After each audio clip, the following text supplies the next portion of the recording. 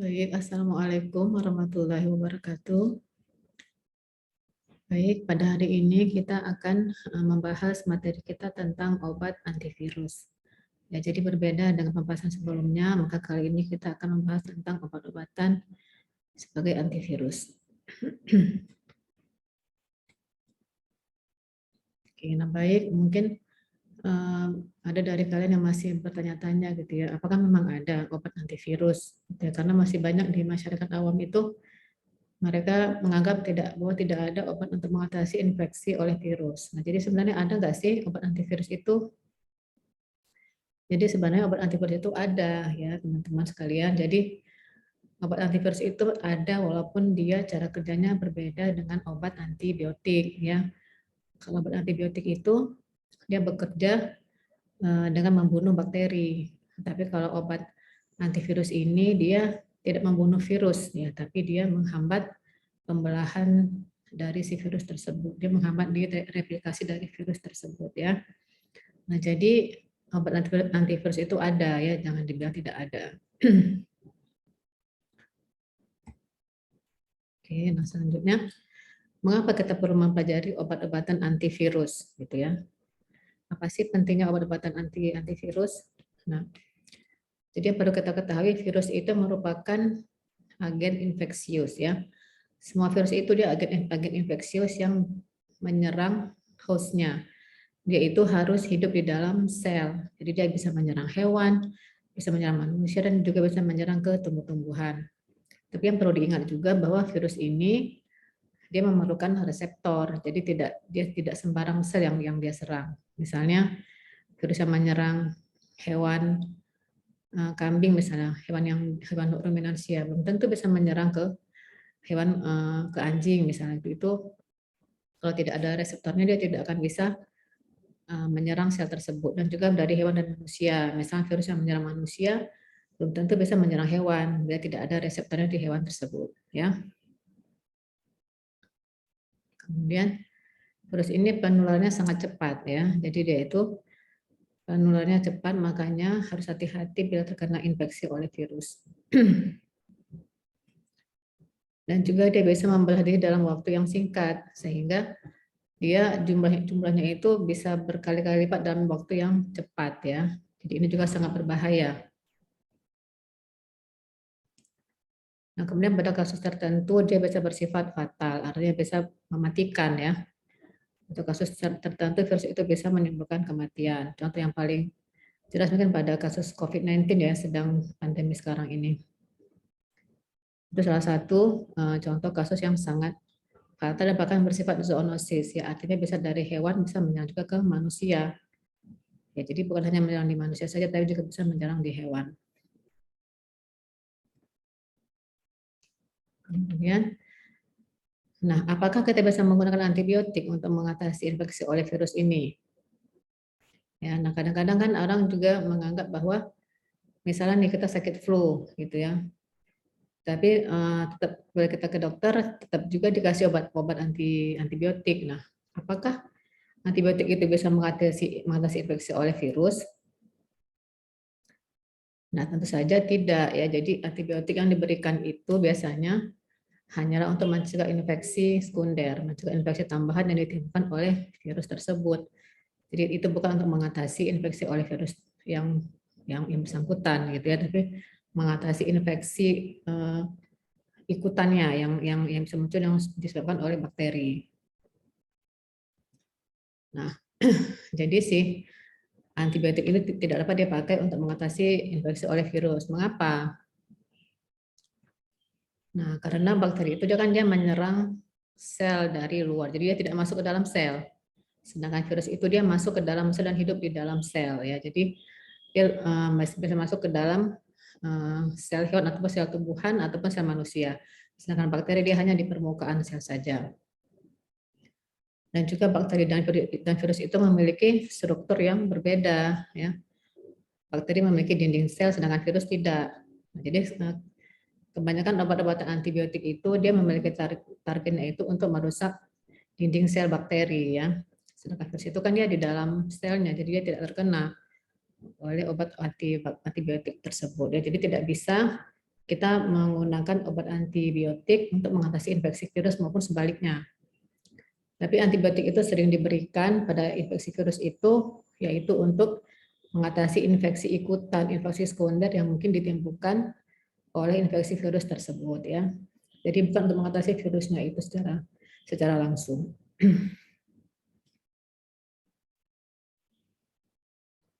Nah, di sini bisa kita lihat ya siklus hidup dari virus ya. Jadi di sini saya berikan contoh dari bacteriophage ya. Bacteriophage ini virus yang menyerang bakteri ya. Di sini tahap pertama yang bisa dilakukan yaitu virus itu dia harus attachment, dia harus bisa melekat di permukaan dinding dari si sel bakteri tersebut. Nah, untuk melekat ini dia perlu apa? Untuk melekat ini dia perlu reseptor ya. Jadi dia membutuhkan reseptor agar bisa melekat pada permukaan sel pada inangnya. Setelah dia melekat, maka dia harus bisa penetrasi, dia harus bisa masuk ke dalam sel inangnya, ya.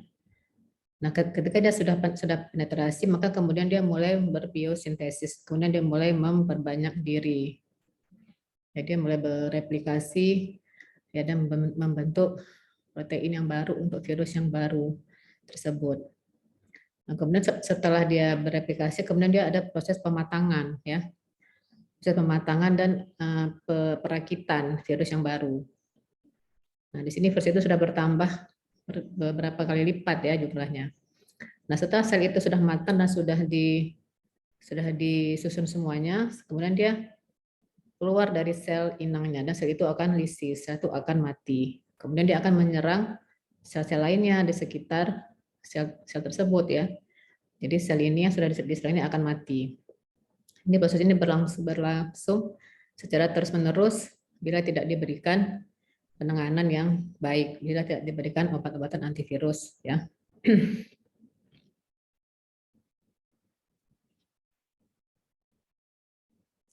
Di sini bisa kita lihat gambar beberapa jenis virus ya yang biasa menyerang ya.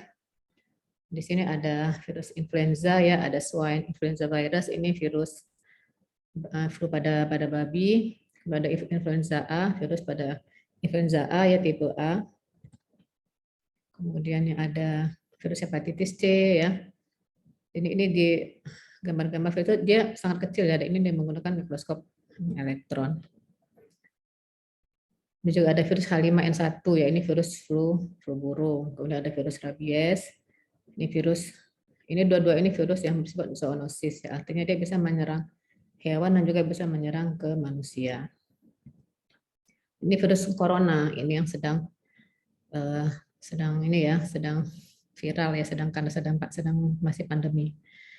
Nah, virus ini disebut corona karena dia memiliki seperti mahkota ya, makanya kemudian disebut dengan virus corona.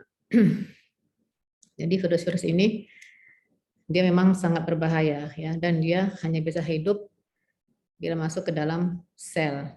Hanya bisa hidup bila masuk ke dalam sel hostnya, baik hewan maupun manusia ya. Nah, sekarang kita ke obat-obatan antivirus. Nah, obat antivirus itu dibagi menjadi secara umum ya, ada dua tipe ya, ada dua golongan. Yang pertama itu dia menghambat pada tahapan transkripsi dari si virus. Kemudian yang kedua itu dia menghambat pada proses assembly atau proses perakitan dari si virus tersebut. Nah, yang pertama akan kita bahas dulu mengenai obat-obatan yang menghambat pada proses transkripsi dari virus. Yang pertama kita ada obat namanya aciclovir ya. Jadi aciclovir ini obat yang sangat banyak di pasaran ya. Jadi biasanya dipakai dalam bentuk salep, dalam bentuk topikal. Nah, obat ini merupakan analog dari purin ya, salah satu basa dari asam amino dari DNA. Dari sel ya. Jadi mekanismenya yaitu dia bereaksi dengan timidin kinase membentuk aciclovir D dan trifosfat. Jadi ketika dia berikatan dengan ketika ada enzim timidin kinase ini, maka dia akan membentuk suatu senyawa yaitu aciclovir D dan trifosfat yang berfungsi menghambat enzim DNA polimerase dari si virus, sehingga virus ini tidak bisa bereplikasi. Nah, indikasinya itu biasanya acyclovir ini diberikan untuk virus herpes, ya, herpes tipe 1 dan 2, virus cacar, dan juga untuk varicella zoster. Pengaplikasiannya bisa secara intravena dan juga bisa secara topikal. Tetapi acyclovir ini kurang efektif ya dalam mengatasi cytomegalovirus. Nah, efek samping dari si acyclovir ini itu bisa ada mual ya, bisa diare, bisa masalah pada ginjal, dan juga bisa menurunkan kadar trombosit dari hostnya ya. Jadi hati-hati kalau misalnya ada perdarahan, itu akan bisa semakin berbahaya. Jadi hati-hati penggunaan acyclovir untuk intravena, untuk secara sistemik. Tapi kalau untuk topikal biasanya aman ya, tidak ada masalah. Kemudian ini ada vidarabin ya. Nah, ini merupakan analog dari adenosin gugus ribosa yang diganti oleh arabinos ya. Jadi mekanismenya dia sebagai DNA polimerase inhibitor ya. Nah, si vidarabin ini dia dapat menembus blood-brain barrier ya, artinya dia bisa menembus sampai ke otak. Jadi bisa digunakan untuk mengatasi infeksi virus yang menyerang sampai ke otak. Indikasinya bisa untuk herpes virus juga, pox virus, dan juga untuk rhabdovirus ya. Efek sampingnya biasanya penggangguan di gastrointestinal, gangguan di neurologiknya, toksik hematologik, bahkan teratogen. Nah, ini cukup berbahaya ya si vidarabin ini, karena bisa bersifat teratogen. Artinya teratogen itu dia bisa menyebabkan kecacatan pada bayi yang dalam kandungan atau pada janinnya, sehingga ini tidak boleh kita berikan pada hewan atau manusia yang sedang hamil atau yang sedang bunting ya. Ya, harus hati-hati karena sangat berbahaya. Nah, awalnya ini bisa dipegang sebagai obat anti kanker ya. Jadi vidarabin ini awalnya ditemukan sebagai obat anti kanker, dan kemudian ternyata memiliki efek sebagai obat antivirus, makanya kemudian dipakai sebagai obat antivirus.